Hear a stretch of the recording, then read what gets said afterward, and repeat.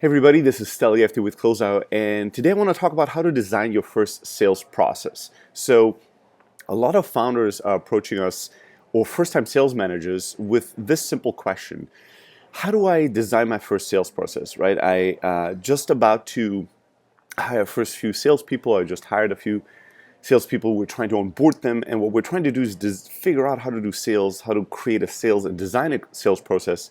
And we have no idea how to do that, right? We have no prior experience in how to do that. And the advice we give is always very basic but fundamental, and I wanted to share it here with you today as well. First of all, the most important thing to realize is that you have a process one way or another, if you realize it or not. Oftentimes people come to us and they go, we don't have a process yet. We don't have a sales process yet. Let me stop you right there. You do have a sales process. You might have never documented that sales process. You might not be fully aware about it or fully mindful and thoughtful about it, but you have one. Even if what you've done so far is just make one phone call, go to one conference, and ask a friend for an introduction, right? It seems kind of like all over the place. That's your sales process. That's version one of what you have today. And if that has led to opportunities or closed deals, that's your sales process right now. To realize, calm down and relax and realize that you have a sales process. Whatever it is, you have one. Just because you haven't written it down, just because you haven't designed it mindfully and thoughtfully doesn't mean that it doesn't exist. That's step one. Step two is realize what your sales process is, write it down, ideally on a whiteboard or on a piece of paper, in a Google Doc, whatever it is, and take a look at the sales process and realize, okay, this is what I've done so far. Ask yourself this one basic question first. Can this be repeated or replicated? Right? That's question one. And then question number two is it scalable? Those are really the two questions that you want to ask yourself first. Well, no, there's one question that comes even before those. Number one is it successful? Is it leading to sales? Is it leading to new customers? Is it working at all? And working means it is producing conversions. It is producing outcomes, good or bad. It is progressing deals in the pipeline. If you have some kind of a success, some progress, some movement, some conversion, then you ask yourself, can it be repeated? And then can it be scaled? And those are really the three questions that you want to ask in the beginning. And then all you have to do as you scale your sales process to hundreds of sales reps and thousands of customers is to really adjust the first question to not is it creating any kind of success, but what could I do? What would be the next best thing to do to create even more success, to improve conversions, to improve the impact of what we do? What's the worst thing we need to fix, and what's the best thing we need to improve on or double down on, right? That's really it. What's working and how can we make it work better? What's not working and how can we fix it or cancel it or kill it? Can it be repeated? Can it be scaled? How well can it be repeated? How well can it be scaled? That's really the framework you need to think about when you think about your sales process. The next thing that's fundamental is that don't overthink and overcomplicate things. Don't try to create a perfect sales process in step number one. That's the biggest mistake I see. The number one mistake why new companies don't create a sales process, don't work on it, or work on a sales process or create a sales process that never really truly works, is that they think too big, right? They're trying to create the perfect sales process in one giant leaping step, which then leads to one of two outcomes. Either you never work on it, you always postpone it. You're like, yeah, I wanted to work on the sales process, but I didn't have time. I didn't have the 79 hours required to write this 200-page document and design this perfect, super complicated sales process. Because they think of it as too large of a step, you always kind of push it for next week and next week and next quarter and next month, and eventually it becomes a thing that is pushed from year to year to year. I can't tell you how many times I've met founders that have been telling me, hey, I need to work on the sales process. And 6 months later, I tell them, hey, have you worked on this? Have you hired sales reps? Have you progressed? And the answer is still, no, I didn't have the time. I'm so involved with closing deals and making everything happen for my company that I didn't have the time to sit down and work on this in quiet and peace and dedicate all my energy and attention to it. Well, the bad news is you'll never have all the time in the world, right? But the good news is you don't have to do that shit, because even when you do it, mistake number two happens. You spend so much time, like a week or two, dedicated to work on this giant process, to then realize that you have something that's so complicated to implement, to teach, to onboard new reps on, and that is so complicated that it didn't consider a lot of changing and moving parts in the real world, that it's not functional, it's not practical. People, your sales reps, can't really follow the process, or they break the process, and as you're trying to teach them the process or enforce it, you create a lot of friction and frustration, as a consequence. So don't go too big, go small, go basic and simple, and think of your sales process like any other product as something you need to create an MVP, a minimal viable process, right, or product usually. And once you have that minimal viable process, what you want to do is you want to iterate quickly and consistently on it. I want you to work on your first sales process for 1 hour, not more, not less, just 1 hour, one Google Doc, one Word doc, write down what you have, and then improve on it, review it once a week for another hour. That's all you have to do.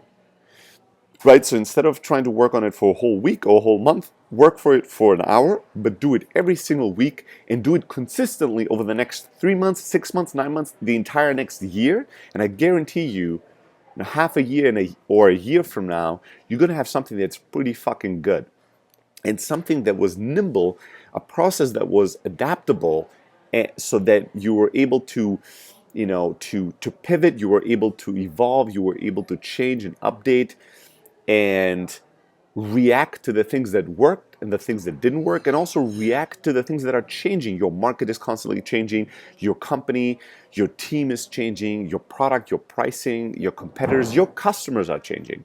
So you need something that you can iterate on quickly and consistently and improve on over time and build on over time, versus trying to create something that's just a complete and finished and final process and product in version 1. Think about your sales process in versions. You start with version 1 today. What you want to get is you want to get to version 30, version 60, version 90. I guarantee you, if you work on it and you get to version 100, at that point, it's going to be a really amazing process. It's going to be working. It's going to be generating results. It's going to be repeatable and scalable. I guarantee it to you. But that obviously is not flashy. It's not exciting. It's not sexy, but it's working. So realize you have a process. Ask yourself, is the process working? It doesn't have to be working perfectly. Just, is it generating sales? Is it generating some kind of a success? And then ask yourself, can I repeat this? Can I scale it? Can I grow it a little bit? Can I teach it to others? And once you have that, all you want to do is you want to consistently, in small steps, work on it. So in the, let's say, weekly cadence, you sit down, you look at the process, you talk to your sales reps and your sales team, and you go, is this still working? Are we still following these steps? Are these steps still generating the right results we're looking for? Yes or no? And then you want to fix just one thing at a time. Don't try to fix 7 things at a time. Don't try to change everything at once. Change is hard, so you want to make it in small micro steps, but you want to take these steps really, really quickly. Another thing that's problematic about creating this massive process is that as you're trying to teach it, or as you're making these massive changes in your process, as you're trying to teach that to your sales team, they're going to resist it because it's just too much change. It's too many things they have to consider, too many things they have to change in terms of their momentum, their habits. So they're going to resist it. They're going to have a really time to fully internalize it. And therefore, if you find resistance within your sales team with any kind of process step, they're going to push back on it, and ultimately they're going to be the reason why it fails. Now, you could blame them and point fingers and be like, well, my process is amazing if these sales reps would just do what I tell them to do. Or you can realize that your process sucks if it's not easy for people to implement. Your process sucks if it's so complicated that your sales reps don't want to do it, right? So the best process and the best process improvements and changes are those that are so small, so focused, that it's easy for your sales team to actually switch, change, and adopt and execute on the process. Make sense? All right, so that's really it. There's a bunch of things that I want you to do when it comes to thinking about your sales process in a funnel view. I've taught this before. We'll link up to this in this post and in this video on how to use the AQC funnel framework. I want you to create a very simple funnel that tracks the activity you put in at the top of the funnel, the quality of that activity and the conversion of that qualified activity, right? So with sales calls, just to give you an example, it's very simple. It's about how many dials do we make? How many reaches do we have? How many times do we really actually reach the person we want to talk to? How many of the people that we reach, once we've talked to them, once we had a conversation with them, did we truly qualify? Do truly qualify to purchase our product? And how many of those that are truly qualified prospects ended up converting and purchasing the product? That's a simple AQC funnel view. You can do that on a whiteboard, you can do that in a spreadsheet, you don't need complex software, right? And once you have that simple funnel, all you have to do to really work on your sales process and to make improvements to that funnel is to always start at the beginning, at the top of the funnel, and work your way down, right? If you can make a change at the top of the funnel, even if it's a small change, it will have tremendous impact towards the end of the funnel, which is what you care most about, the conversion. Versus what most people do, if you only and solely focus on the end of the funnel, the conversion, the last real step, you're going to have a really hard time to double your result or to make 20, 30, 40% improvements, right? Usually the problems and the root causes for real change and real dramatic bumps in terms of your conversion rates and the results and success you see are way up in the funnel, not at the very final step, if that makes sense. That's it. That's all it is, right? Document what you do, write it down, improve on it, iterate on it, realize process is not that difficult, it's not that complex. Make it simple and make one change at a time, right? Try to focus on one improvement at a time. Maybe this month or this quarter, we're going to try to improve our reach rates, or we're going to try to improve how many people respond to our emails. We're going to iterate and improve and fix and work on and focus on that one metric, and we're going to experiment, in 4 steps over the next month on a weekly basis on how to make better reach rates happen for our funnel, for our sales process. And once you accomplish that goal, then next month you can pick another thing you're trying to work on and improve on. Just go one step at a time. You'll see tremendous results over a long enough timeline. All right, I hope this was useful. I'm looking forward to hear from you. Shoot me an email, stelly@close.io. If you have any questions or any advice you want us to share with everybody out there. And if you have not done yet, go to blog.close.io. Make sure to subscribe to our blog twice a week. Highly practical and tactical advice for startups and sales. Until the next time, let's go and get them.